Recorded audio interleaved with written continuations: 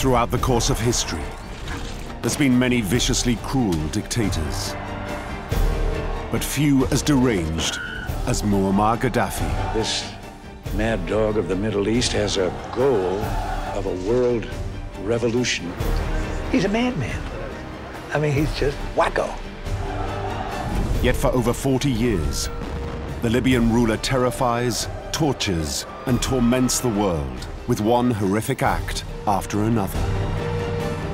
He was evil to the core, psychotic, to the point that the U.S. government considered him the most dangerous man in the world.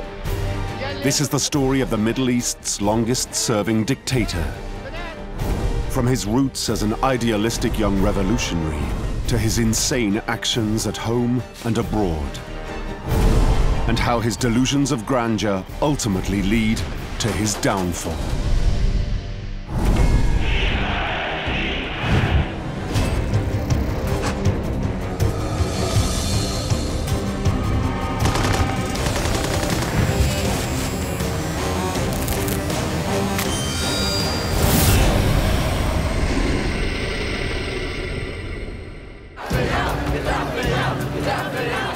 October 2011. A wave of revolutionary uprisings is sweeping across the Middle East in what is being called the Arab Spring.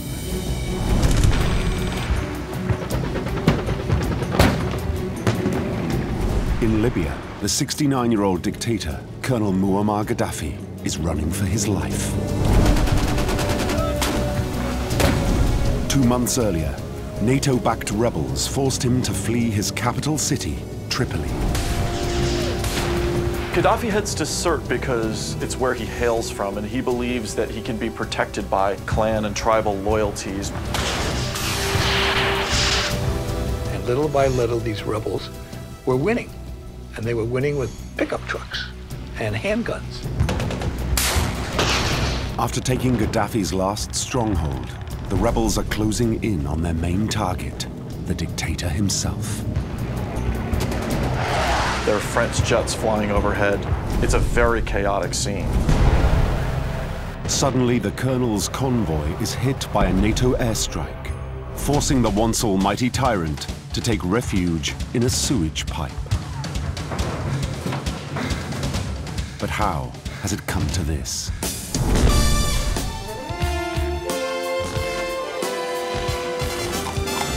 In 1969, Libya is a country dripping with oil money.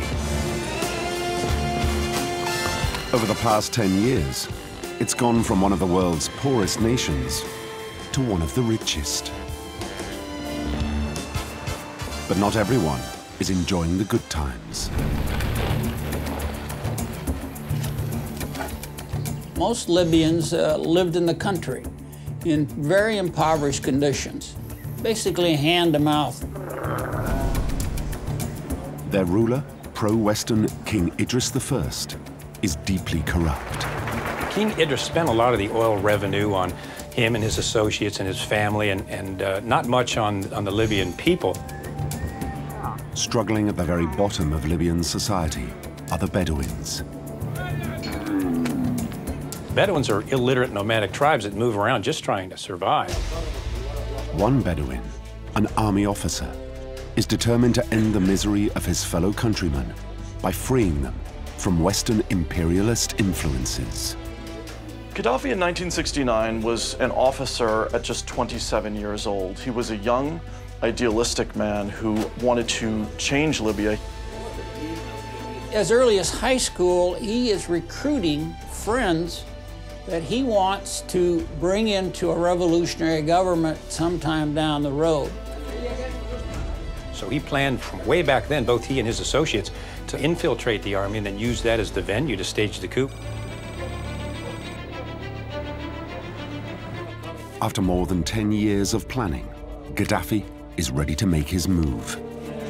With King Idris out of the country receiving medical treatment in Turkey, the mission he calls Operation Jerusalem is a go.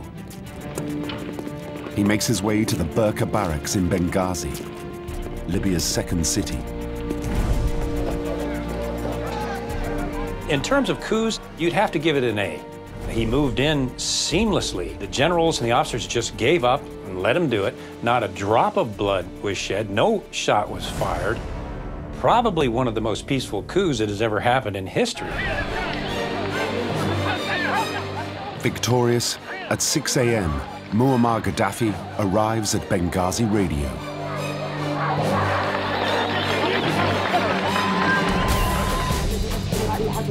For the first time, he speaks to the Libyan people.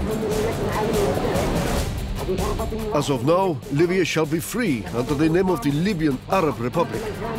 Free brothers in a society over which, God willing, shall flutter the banner of brotherhood and equality.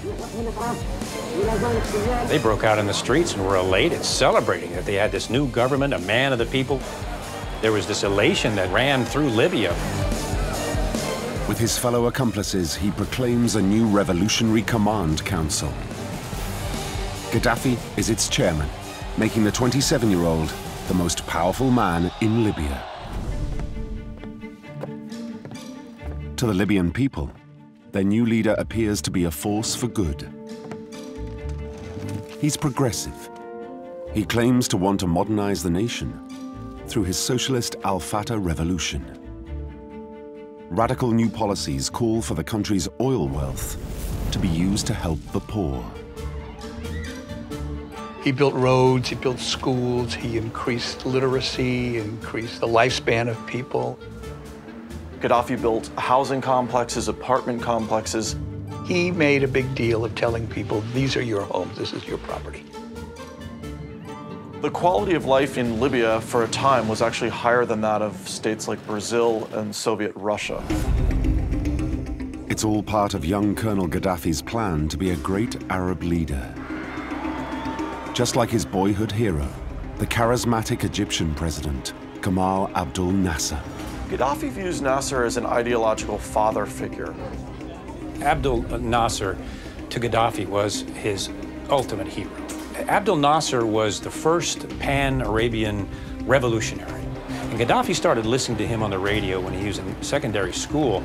And Gaddafi immediately identified with Nasser, so much so that Nasser became his idol, literally. He memorized all of his speeches. He was known in school for going around getting up on stools and reciting Nasser's speeches verbatim. He was obsessed with the man. He emphasized freedom, socialism, and unity. The very same themes that Nasser had identified early on in the Egyptian Revolution.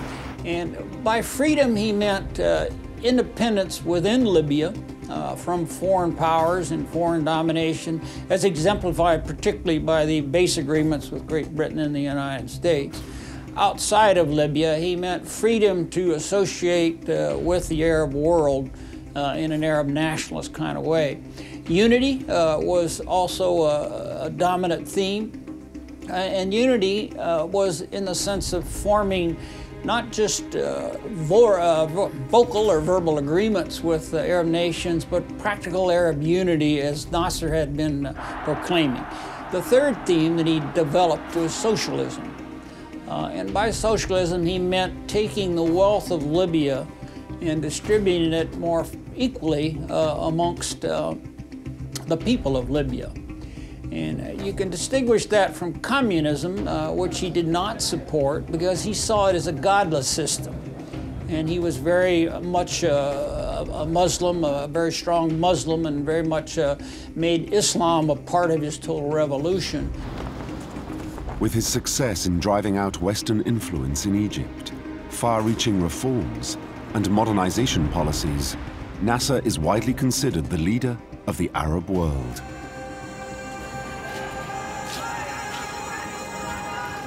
When Nasser suddenly dies of a heart attack in 1970, Gaddafi seizes the opportunity to move from disciple to master. His rallying cry is the Palestinian Cause against Israel. Gaddafi despised Israel way back from his very, very early beginnings. He considered Israel as a robber of Muslim lands. To him, Israel is the great symbol of the tyranny of America and the West in the Middle East. He viewed Israel as sort of a neo-colonial project that was being superimposed on the Arab world. It was something that injured Arab dignity, and it put a wedge in the heart of the Middle East. Now he's leader of Libya. What he needs is to demonstrate to all other Arabs that he can be their leader too. This is an ITN newsflash from the Olympic Village in Munich, where early this morning armed Palestinian guerrillas raided the sleeping quarters of the Israeli team. The gunmen shot dead 2 Israelis and are now holding 20 athletes and 6 officials as hostages. In September 1972, the world is in shock by the appalling attack at the Munich Olympics by Palestinian group Black September. Less well known is that Black September is funded by Gaddafi. Gaddafi considered it a perfectly acceptable operation based on his worldview, and despite the bloodthirsty, murderous things that these terrorists did, he considered them heroes. The guerrillas have just announced that they are demanding to be allowed to fly out of Germany once their demands have been met. In the final showdown, all the Israeli hostages are killed, along with 5 terrorists. Gaddafi has the terrorists' bodies flown to Libya. When the dead Palestinians arrived in Libya, I guess the word would be bizarre. Carrying the dead terrorists off the plane, of course, Gaddafi had it televised for the whole world to see. Gruesome, morbid in a normal person's mind, but not in Gaddafi's mind. When the surviving 3 terrorists are released, they too are taken to Libya. There, the Libyan leader treats them like rock stars. He knew that this would be an international stage now, an international drama, and that he's the director, and producer of this whole thing. That was Gaddafi saying to the whole world, look at me, look how powerful, look how big I am, look what I've done, Muammar Gaddafi, I am Libya. Trouble is, not even the Arab world is listening. For Gaddafi, there's a realization. If he's going to be noticed, he must project his power beyond the region. Gaddafi felt like he was much more than just a tiny little dictator of a country only 6 million people. With such a small population, no amount of military hardware is going to help this revolutionary of international proportions achieve his goal. But he does have something very powerful: money, and lots of it. Leading Gaddafi to support and fund one of the most important freedom fighters of the day, Nelson Mandela. Certain leaders in the West, particularly in the UK, viewed Nelson Mandela as at best a troublemaker and at worst a terrorist figure. But not Gaddafi. He was the African National Congress's not only primary supporter, but in many cases only supporter. He befriended Mandela as an underdog, supported him as an underdog against this great imperialist South Africa, became very close to them. The two were photographed together several times, and in Gaddafi's mind, he was helping this new underdog, saw himself in Mandela. Nelson Mandela called Gaddafi the brother leader. And in recognition of his vocal and financial support, one of Mandela's grandsons is called Gaddafi. Gaddafi supported a bizarre array of insurgent, communist, and terrorist organizations. Absolutely bizarre. He looked at all these organizations purely as underdogs against big imperialist, tyrannical governments. And Gaddafi becomes one of the world's greatest sponsors of international terrorism. It's claimed that every IRA bomb planted in the UK used a plastic explosive known as Semtex, provided by Libya. He had links with the FARC in Colombia, Abu Sayyaf in the southern Philippines, the Abu Nidal group. He supported the Black Panther movement, the ETA. Red Army in Germany and affiliated organizations in Italy. Terrorism for Gaddafi isn't just political. It develops into something highly personal. He got a very perverse pleasure out of terrorism. Gaddafi, having been a Bedouin, one of the foundations of his personality was the great underdog rising to power for the people. He was a Just a very, very egotistical man. It was more ego than even ambition. The colonel's sponsorship of terrorism kills thousands of innocent people, but it achieves his aims. It gets him noticed. He was the state terrorist enemy #1, to the point where the U.S. government and the intelligence agencies considered him the most dangerous man in the world. 6 years on from seizing power, the Libyan dictator's extensive support of various terrorist groups starts causing him trouble at home. This was unpopular with many of the members of the Revolutionary Command Council. They thought that money should be going to economic development. In response to his critics, in 1977, he disbands the Revolutionary Command Council and announces to his people that he has discovered a new political system, an alternative to capitalism and communism. He calls it his third international theory, and it's his revolutionary solution to the problems of the entire Third World. It's his bid to be taken seriously as a statesman-philosopher, a vision he spells out in his Green Book. He thought the Green Book was a masterpiece. He thought everyone should be studying it, much like Hitler's Mein Kampf or Mao Zedong's book or our Constitution. In fact, Gaddafi's supposedly visionary manifesto is a rambling mishmash of often contradictory statements. Gaddafi's book was gibberish.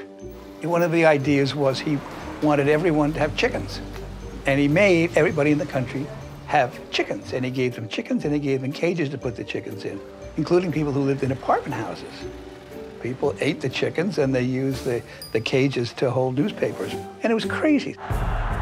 Although it seems comic, the Green Book hides a much darker motive. It's his tool of indoctrination. School children were forced to read it. It was something that was part of their everyday education. Reading that book and looking at photos of him. Part of his ideology is that there is no need for political parties, government, or even laws. Instead, Libyans will have direct democracy through new basic people's congresses. This concept of democracy was a complete farce, and that Libya was really a pure dictatorship, and it was all about Gaddafi. Gaddafi announces he isn't president, or even prime minister, merely the brother leader and guide of the revolution. It's an ingenious move. He didn't refer to himself as the head of state, so there was no way for him to be removed. The brother leader concludes his cutting-edge political theories with a telling statement: those who are strong in society govern. In his case, his strength comes from his vast and vicious secret police network. People never really knew for sure who it was that was spying on who. It was not uncommon to see people pulled off the street, hustled into an unmarked car, and driven away. You don't need to do that too often to too many people that everybody gets a little concerned about, if I've done something wrong, am I next? And if Gaddafi decides you have crossed him, he will crush you.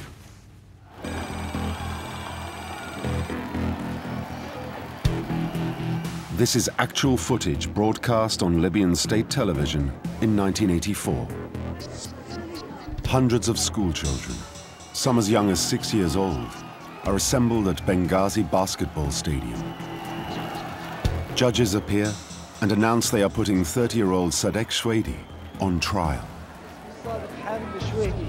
Sadek Shwedi was a young student who had been studying engineering in the United States. When he returned to Libya, Gaddafi accused him of being part of a plot in Tripoli to overthrow the regime in early 1984. This was a show trial in the grandest possible terms, a huge audience. Sadek is forced to confess despite his innocence and is quickly pronounced guilty.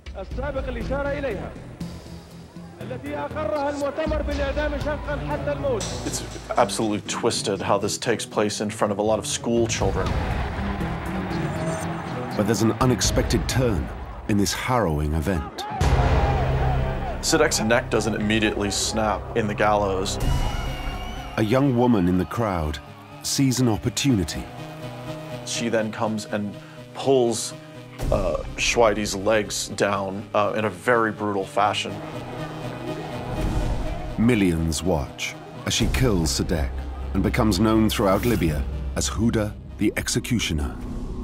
And Gaddafi sees to it that she has made one of the richest and most powerful women in the country. An example to all Libyans of the rewards for being loyal to the brother leader. But public executions at home aren't enough. He will pursue any Libyan who opposes him, wherever they may hide. Gaddafi's intelligence services span the world. So Gaddafi could reach you in Cairo, in London, in Paris. Gaddafi had ways of finding dissenters. He calls his exiled opponents stray dogs and savagely hunts them down in the streets of Europe. He wanted these killings to be public. That was part of his MO. Unlike maybe what the Soviets would do, is they would poison somebody and whisk them away. In secret, Gaddafi wanted these killings in public areas, assassinate them, showing them how great he was and his tentacles outside of Libya.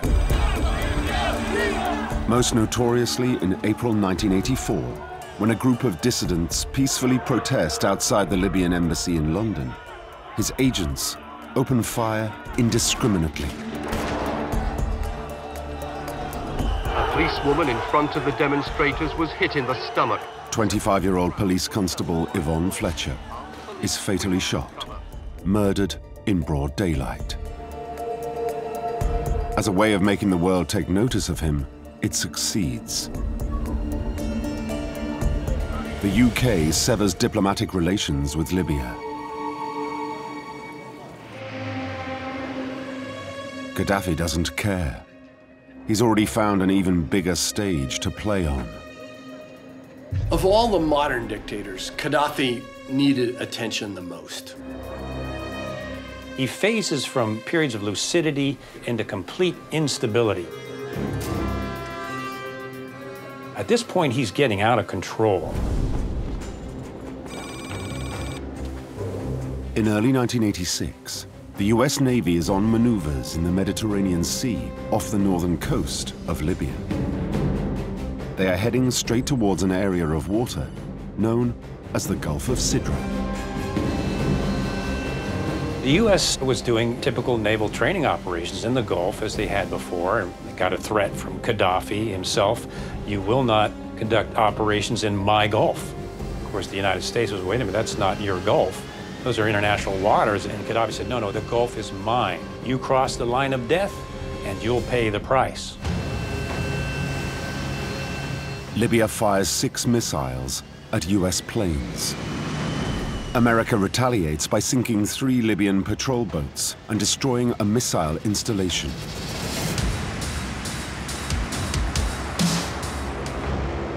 Gaddafi now ups the ante, declaring it's a time of war. And he will fight his war dirty. Actions that put him on a collision course with the US, making him their public enemy #1.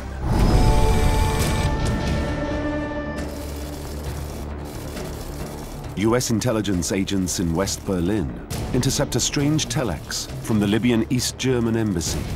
Tripoli will be happy when you see the headlines tomorrow.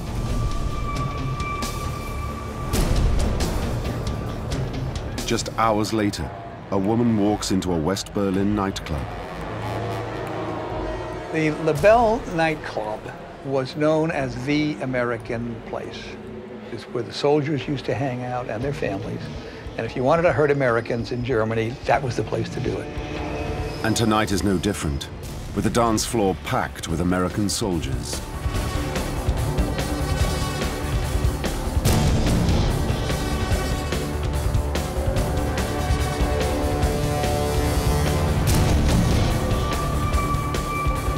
At 1:45 a.m., a 2-kilogram bomb packed with plastic explosives and shrapnel explodes.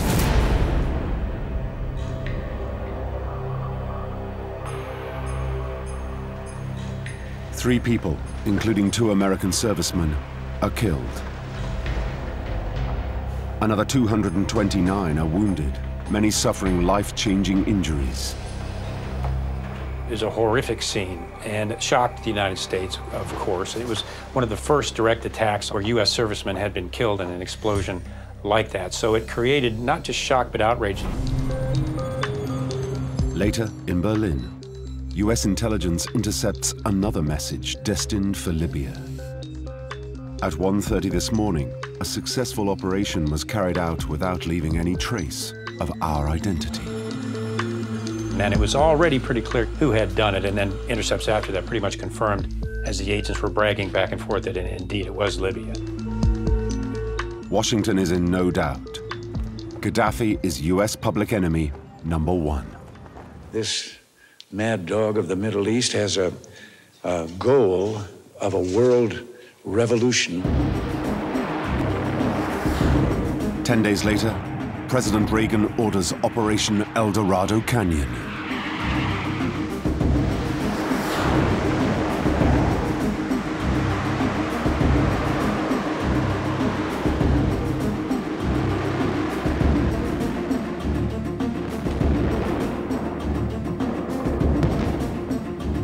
Gaddafi's Bab al-Azia compound is hit. But despite his home being flattened, he escapes unharmed. Though he claims not all his family are so lucky. Gaddafi came out with a bleeding heart statement that they'd killed Hannah, his adopted daughter. He sought to use that as a means to depict himself as someone who was under fire from the great Satan, from the United States, and use that as a means to build popular support for himself and his regime. And rails against the West. Your government is a terrorist government. Reagan is the biggest terrorist in the world. You are far from the civilization. We are a nation of civilization. Yet not all is as it seems. It turned out to be an absolute hoax. His daughter was not killed at all. But the truth is not going to stop Gaddafi having his revenge on the US. In the immediate aftermath, you could almost see that he was mentally deranged by the attack. He was relatively unstable, but he was crazy like a fox. You couldn't do that to Muammar Gaddafi, the great one, the brother leader. Anybody that did that, well, they had to be put back in their place.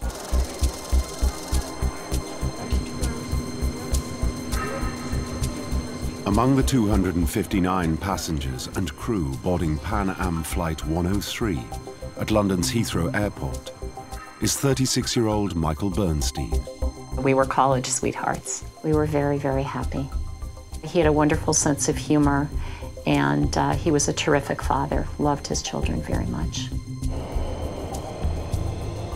At 6:25 p.m., the plane takes off for New York.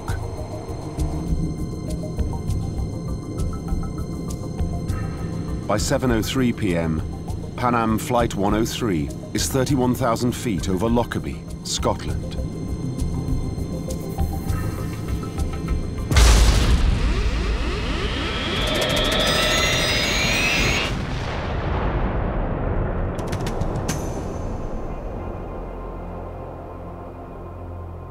A device had blown about a 20-inch hole in the cargo hold. The plane was ripped apart at 35,000 feet. What occurred was a massive, massive fireball coming out of the sky, 200,000 pounds of ignited jet fuel. That's like a giant bomb going off, and registered as if it was an earthquake. That was the magnitude.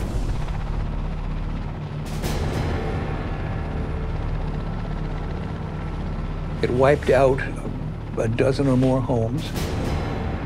Some people in those houses were obliterated. They never found any remains of anybody. 270 people are killed in the Lockerbie disaster, including Stephanie's husband, Michael.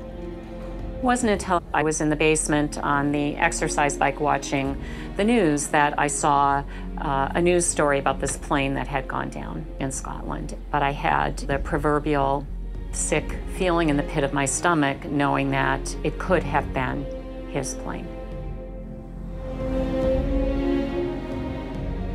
My son came downstairs first, and he had just turned 4, so 4-year-olds don't really have the concept of death being irreversible. And then when my daughter came downstairs, she looked like she had been punched in the stomach because, of course, at age 7.5, she did understand what it meant. It was the hardest thing I've ever had to do in my life.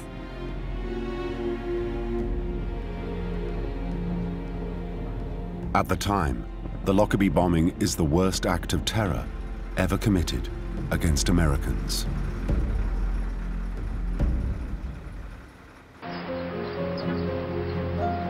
Back in Libya, Gaddafi denies any links to the bombing. At that point, most people thought it was Iran. We didn't think it was Libya until later on.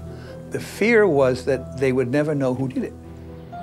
First of all, if the plane had been on time, would have crashed in the ocean, we never would have found the timer or anything. But it landed in Scotland. We were able to get the remains and help people and eventually find evidence. But no one knew who did it, and we couldn't get any answers.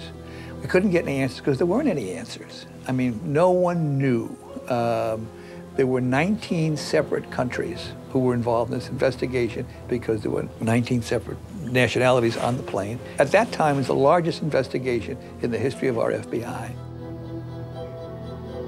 They found a little electronic switch circuit board that was embedded in some of the metal as part of the evidence. They began to trace this and piece it back together. They traced the circuit board to the same triggering device that a Libyan agent had used earlier to try to detonate a Semtex bomb in a failed terrorist attack. Same type of circuit board. They also traced it to a shipment of the same circuit boards that were sold, a large number of them were sold to the Libyan military. So they were pretty certain that that circuit board came from Libya. But despite those denials, an almost 4-year investigation reveals 2 Libyan agents planted the bomb on board the plane. It would change the game for the CIA in the United States. We had an enemy on our hands now that could do this sort of thing, that could carry out this kind of sophisticated plot undetected. In response, the United Nations imposes tough sanctions. Gaddafi became something of an international pariah. That did not suit well with him because he had always envisioned Libya as too small a playhouse. So it was a very difficult pill for him to swallow. The Libyan dictator's response to this isolation is to sink even further into cruelty and lust for revenge. His methods will become ever more deranged. One example can be seen in his treatment of his one-time foreign minister. Mansoor Rashid AlKiya defected in 1980. For 13 years, Gaddafi bides his time.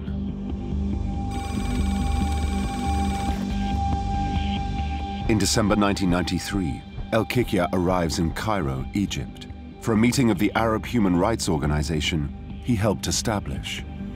To have one of your own who you have trusted turn against you and make strong public statements and organize against you abroad.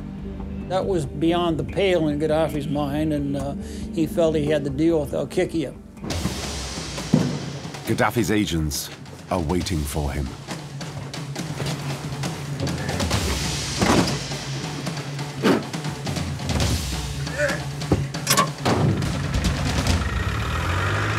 Everyone assumed that he had been detained by Libyan authorities. Obviously, the family continued to hope that he was somehow alive. In fact, only one person ever sees him again. That person is Muammar Gaddafi, and he keeps him in his freezer.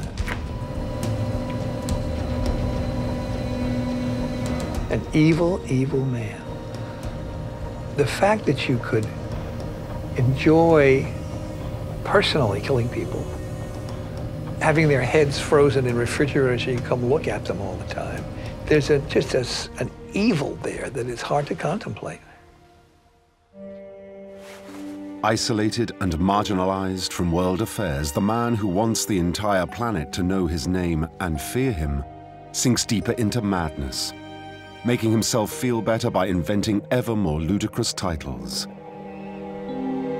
Imam of all Muslims, Dean of Arab rulers, King of Africa's kings. His attention-craving megalomania even starts to affect the way he looks.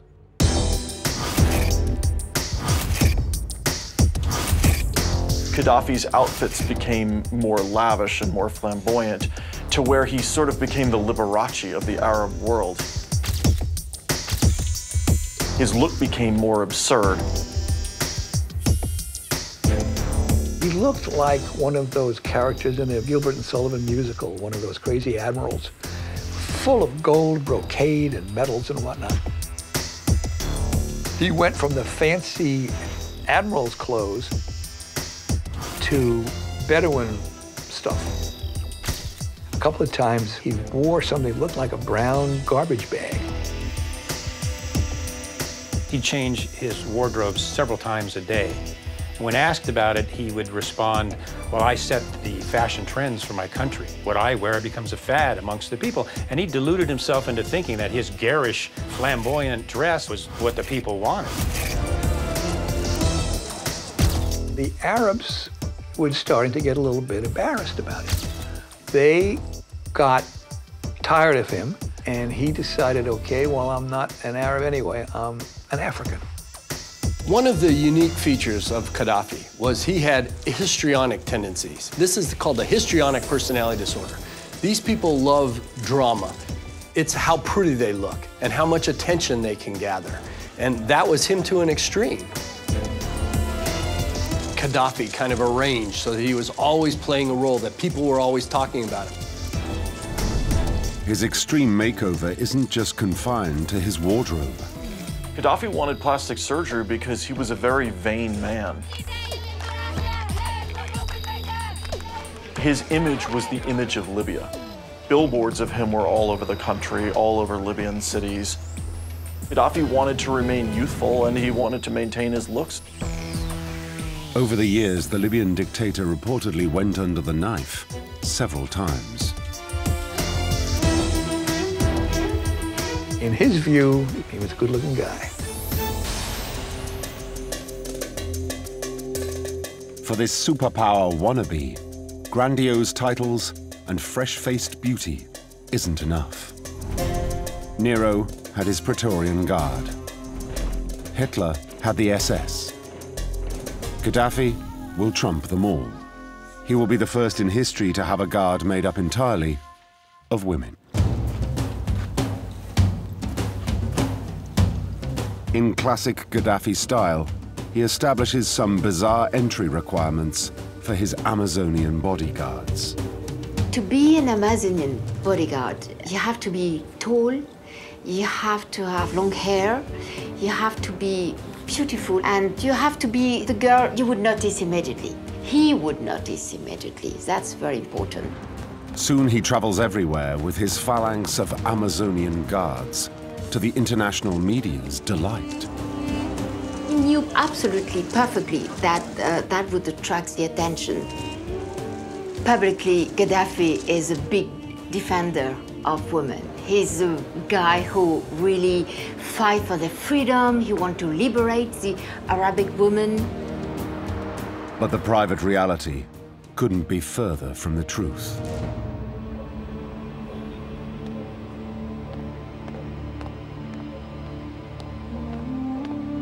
When you become one of the Amazonian women around him, you were part of his harem.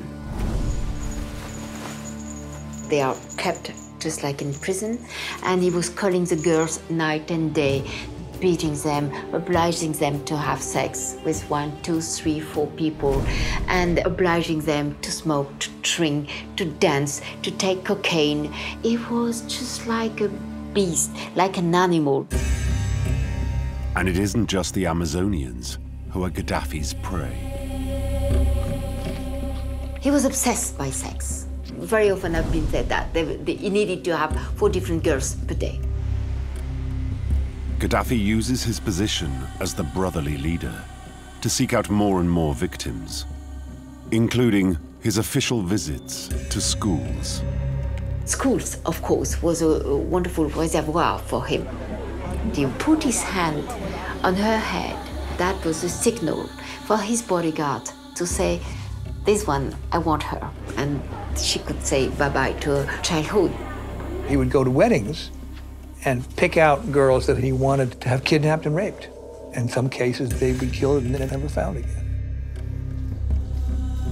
The women and girls taken by Gaddafi are utterly helpless.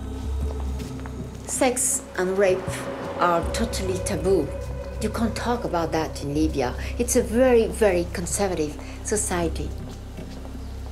Rape means that your life is totally destroyed, that you're going to be ostracized if it's known, that you are going to be pushed out of your family.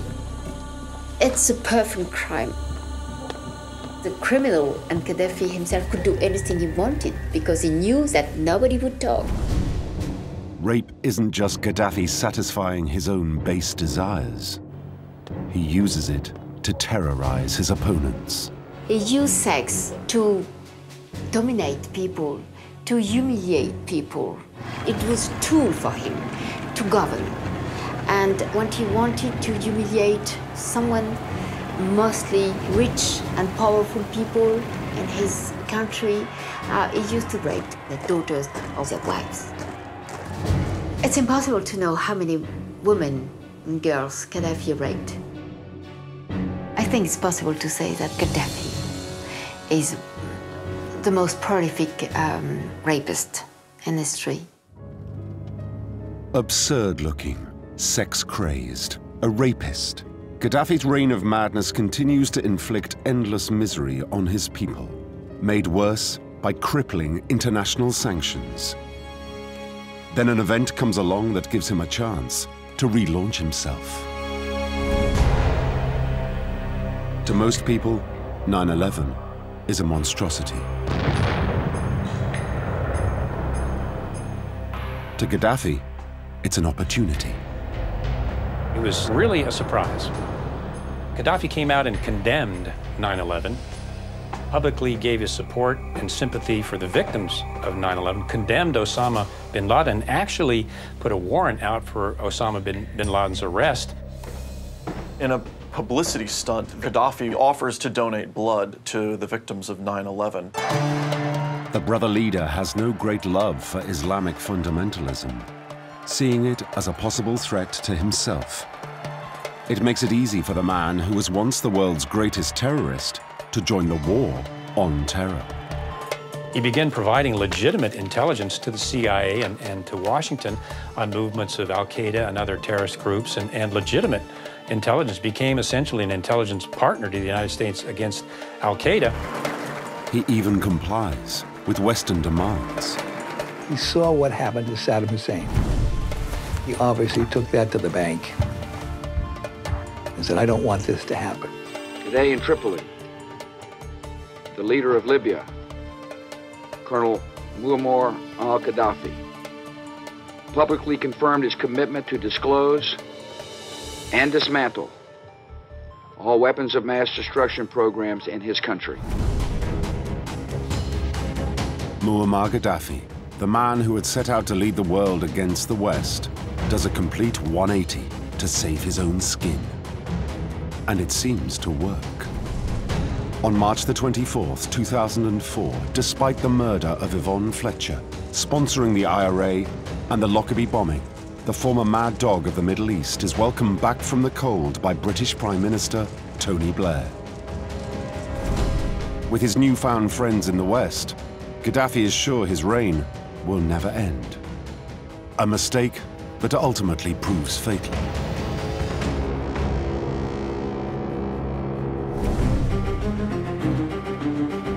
By September 2009, after 4 decades of trying, it seems Muammar Gaddafi's dreams of being an international statesman are coming true.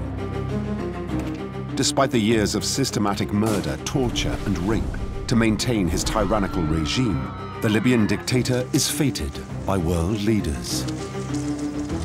He was such a con man that he thought he had everybody fooled. He thought that we all would now support him in anything that he wanted to do, that from here on out it was going to be a love affair. That was never going to be a love affair. We wouldn't trust him as far as we could throw him. But then in early 2011, a wave of revolutionary uprisings start to spread through the Arab world. The Arab Spring. In February, peaceful protests start in Libya. His response was, no, no, no, the Libyan people love me. They all love me. This is Al-Qaeda. They've drugged the people, and as he said, as soon as the people come off the drugs that Al-Qaeda has drugged them with, they'll come back and they'll realize that they love me. And the United States has put hallucinogens in their Nescafe. He had gone into full-blown delusion at that point. The brother leader starts indiscriminately turning his heavy weapons on his own people. Gaddafi was bragging, I'm going to crush them. He called them all rats. He said it's going to be a river of blood. He gave these more and more crazy speeches when he really should have just shut up. Gaddafi assumes that his newfound friends in the West will ignore his increasingly brutal response. Appalled, NATO comes out in support of the Libyan opposition. They enforce a no-fly zone and provide airstrikes against Gaddafi's forces. Gaddafi was irate and made a number of threats. I think most importantly that when this thing was over, he would make sure that people in Europe paid for the NATO intervention. It's an empty threat, a final sign of how deluded he has become.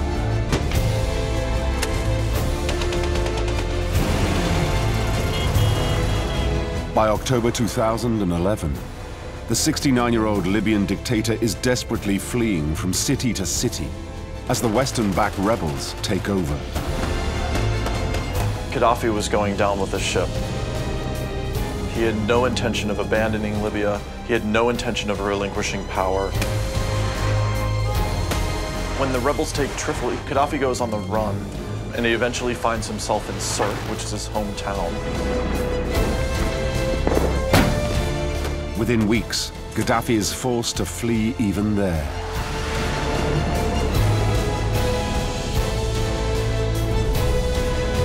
Crawling through the desert sands, he desperately searches for an undamaged vehicle to continue his escape. With no luck.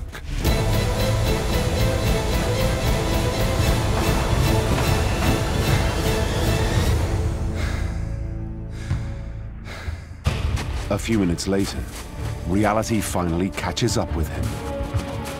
He was yelling at these people, saying, how can you do this? I'm your leader. The people love me. And one of these guys slapped him in the face and said, shut up, you dog. Years of oppression and hatred come flooding out.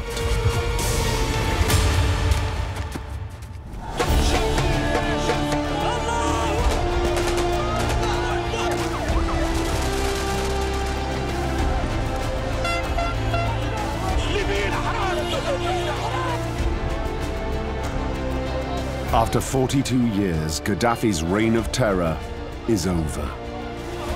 I think half the country marched by to see him dead on that dirty mattress. We didn't make sure he was dead. They just wanted to see it, that it was over.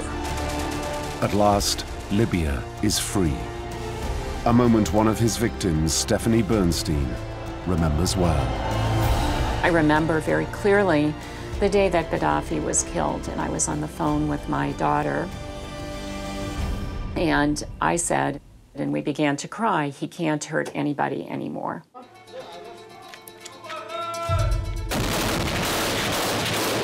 Sadly, the 2011 revolution has quickly dissolved into bitter civil war. Muammar Gaddafi left Libya so divided, the country is still struggling to emerge from the shadow of his evil.